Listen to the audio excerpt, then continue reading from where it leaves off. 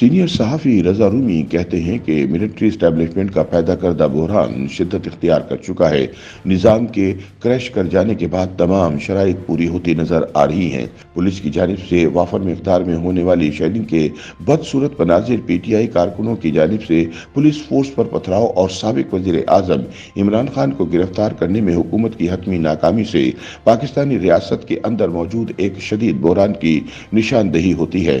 تعصب پر مبنی آرا کسی ایک فریق یا دوسرے کو مورد الزام ٹھہرا سکتی ہے، لیکن آخر میں قانون نافذ کرنے والے اداروں کی جانب سے ریاست کی رٹ کو برقرار رکھنے میں ناکامی ایک سنگین سوال ہے جس پر توجہ دی جانی چاہیے۔ سابق وزیر اعظم عمران خان کا کہنا ہے کہ ان کی جان کو خطرہ ہے اور یہ بھی کہ ان پر ڈیپ اسٹیٹ کی جانب سے قاتلانہ حملہ ہو سکتا ہے۔ وہ درجنوں مقدمات میں مطلوب ہیں، جن میں سے کچھ واضح طور پر سیاسی نوعیت کے ہیں، جبکہ بعض دیگر مقدمات ان کے بطور سیاستدان کردار اور 3 سال سے زائد عرصے تک ملک کے وزیر اعظم کے عہدے پر فائز رہنے سے متعلق ہیں۔ سینئر صحافی رضا رومی اپنے تازہ سیاسی تجزیے میں کہتے ہیں کہ راولپنڈی اور اسلام آباد میں بیٹھے مقتدر لوگوں کو 5 خطرناک علامات پر سنجیدگی سے غور کرنے کی ضرورت ہے۔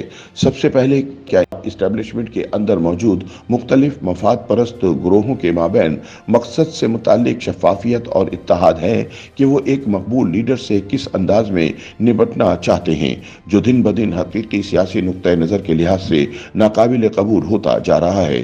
اگر تو مقصد یہ ہے کہ عمران خان کے ساتھ سابق وزیر اعظموں جیسا برا سلوک کیا جائے تو اس کے لیے جو طریقے اختیار کیے جا رہے ہیں وہ بے اثر ہیں۔ دوسرا یہ کہ اعلیٰ اور ماتحت عدالتوں کی صفوں میں موجود ظاہری کنفیوژن اور تقسیم کے باعث قانونی اور سیاسی تنازعات کے منصفانہ اور غیر جانبدار ثالث کے طور پر عدلیہ کی تیزی سے خراب ہوتی ساکھ کی عکاسی ہوتی ہے، جیسا کہ سابق وزیر اعظم عمران خان اپنی گرفتاری سے بچ رہے تھے۔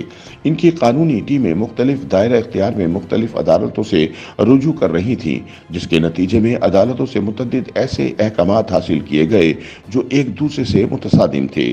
تیسرا یہ کہ لاہور کے زمان پارک میں گرفتاری سے بچنے کا عظیم الشان شو جاری ہے۔ پاکستان کے دور دراز کے علاقوں میں یہ سوچ پیدا ہو رہی ہے کہ کیا وہ عمران خان کی طرح ہی ملک کے شہری ہیں یا نہیں۔ سوشل میڈیا پوسٹ اس طرح کی شکایت سے بھری ہوئی تھی۔ اگر عمران خان کا تعلق چھوٹے صوبے سے ہوتا تو کیا ہوتا؟ کیا ان کے ساتھ اسی طرح کا ترجیحی سلوک کیا جاتا؟ اس بات پر غور کیا جائے کہ ایک منتخب رکن قومی اسمبلی علی وزیر کو صرف اس وقت کے آرمی چیف جنرل باجوہ کا نام لینے اور ان کے ادارے کی ناقص پالیسیوں پر تنقید کرنے کے جرم میں 2 سال سے زائد عرصے تک کے لیے جیل میں ڈال دیا گیا۔ چوتھا، مرکزی ادارے کے نیوز میڈیا کا کردار، جس نے زمان پارک کے تصادم کو ایک ویڈیو گیم کے طور پر پیش کیا اور عوام کو یہ بتائے بغیر سنسنی خیز رپورٹنگ جاری رکھی کہ عدالتی وارنٹ خواہ کتنا ہی متنازع کیوں نہ ہو، اس کی تعمیل لازمی ہوتی ہے۔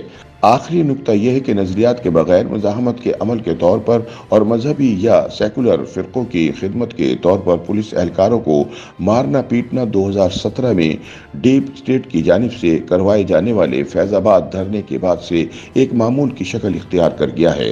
فیض آباد دھرنے کے بعد سول اتھارٹی کو ہجوم کے سامنے ہتھیار ڈالنے پر مجبور ہونا پڑا۔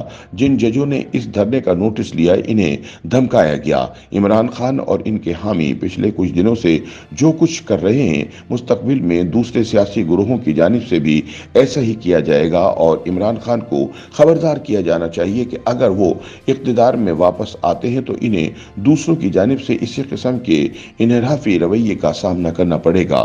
مختصر یہ کہ ریاستی رٹ کی اس ناکامی کی منصوبہ بندی بھی خود ریاستی اداکاروں ہی نے کی ہے۔